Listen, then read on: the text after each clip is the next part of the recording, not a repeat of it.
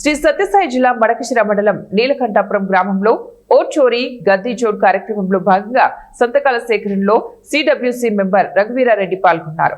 ఈ సందర్భంగా రఘువీరారెడ్డి మాట్లాడుతూ 2029లో రాహుల్ గాంధీ ప్రధాని కావడం ఆపడం ఎవరి తరం కాదని సంచలన వ్యాఖ్యలు చేశారు.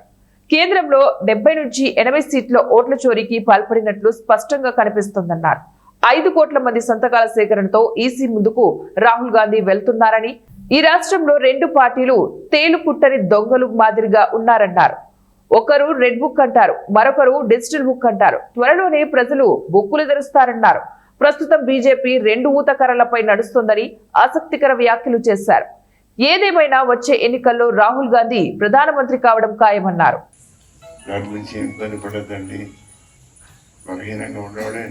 సముద్రం ఆలపు పడితే చేస్తుంది, తప్పదు.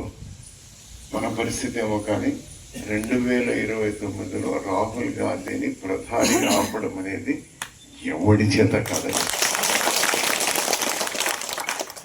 మొన్ననే కావాల్సింది. మన ఓట్ల దొంగతనంతో ఇదైంది.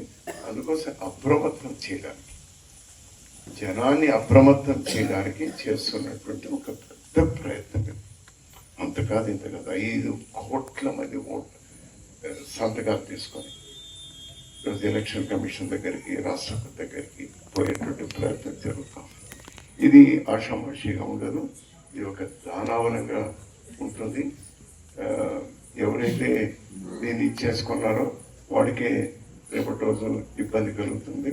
ఖచ్చితంగా ఇది ఈ రాష్ట్రంలో ఏమంటే ఒకటి రెడ్ బుక్, ఇంకోటి డిజిటల్ బుక్. జనం బుక్ మనకి మర్చిపోయినట్టు మళ్ళీ ఈ రోజు కానీ రేపు కానీ ఆ జనం బుక్ మనమే ఎత్తుకోవాలి. నెలల్లో తీసేశారు.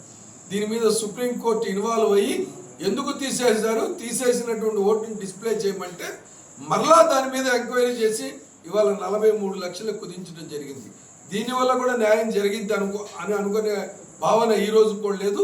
కానీ న్యాయబద్ధంగా ఎలక్షన్లో వాళ్ళ ప్రజలను సమావేశం చేసి జరగాలని చెప్పి అనుకుంటున్నాం. తప్పకుండా దీన్ని ఎన్ని కుతంత్రాలు పన్నినా కూడా